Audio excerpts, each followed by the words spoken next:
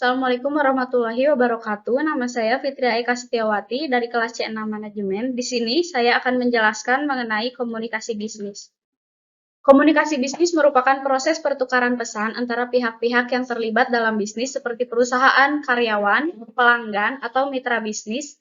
Bahasa dan pesan yang tepat sangat penting dalam komunikasi bisnis untuk memastikan informasi disampaikan dengan jelas dan efektif. Yang pertama yaitu cara membuat pesan efektif. Untuk membuat pesan yang efektif dalam komunikasi bisnis, ada beberapa hal yang perlu diperhatikan antara lain. Yang pertama yaitu klarifikasi tujuan sebelum membuat pesan.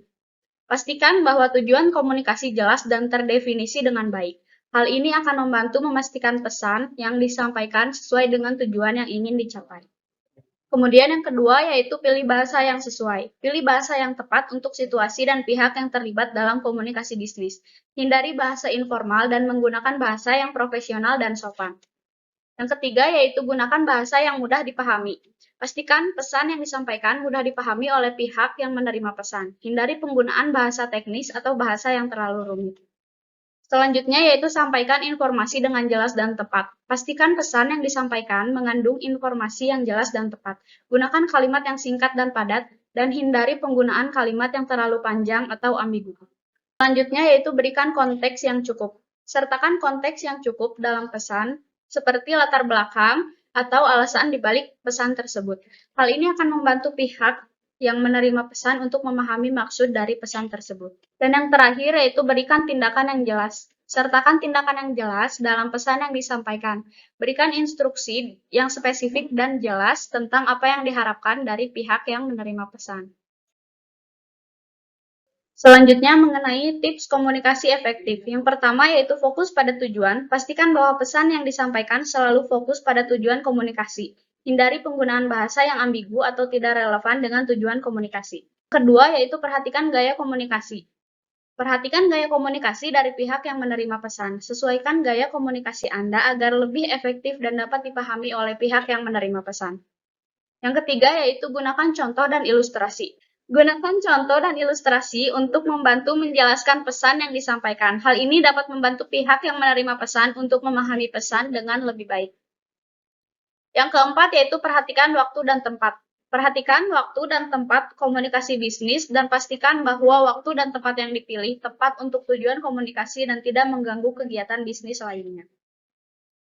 Berikan respon yang cepat. Berikan respon yang cepat terhadap pesan yang diterima. Hal ini akan membantu membangun hubungan yang baik dengan pihak lain dan juga memastikan bahwa komunikasi berjalan dengan lancar.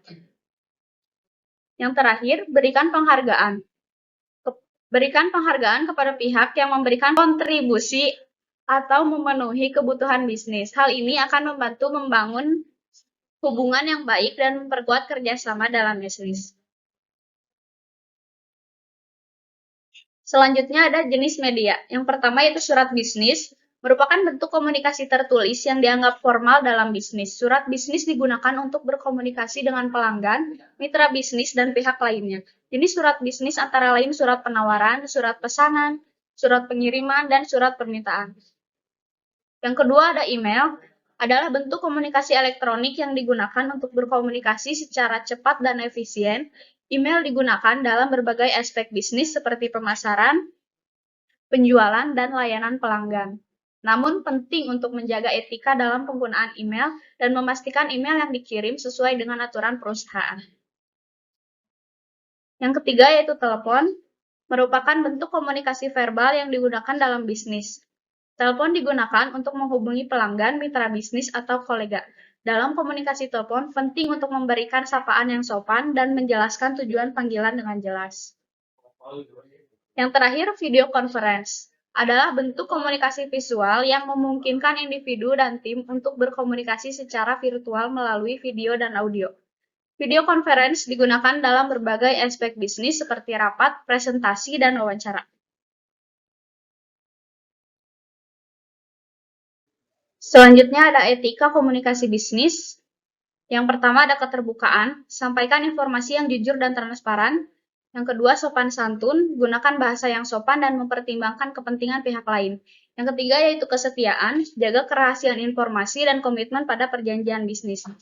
Yang keempat ada profesionalisme, jaga sikap dan perilaku. Profesional dalam berkomunikasi. Yang kelima yaitu responsif, tanggap terhadap pertanyaan, permintaan, dan masalah yang diajukan oleh pihak lain.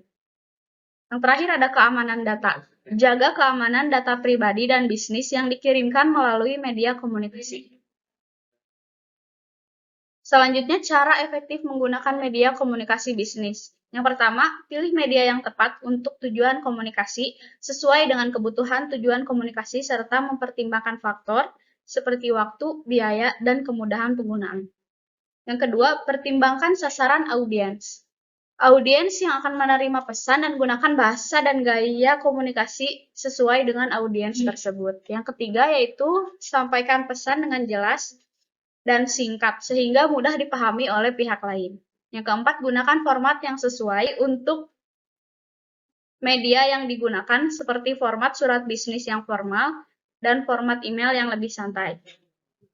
Yang terakhir yaitu pertimbangkan waktu dan responsif, tanggap terhadap pesan yang diterima dan beri respon dengan cepat, serta mempertimbangkan zona waktu yang berbeda.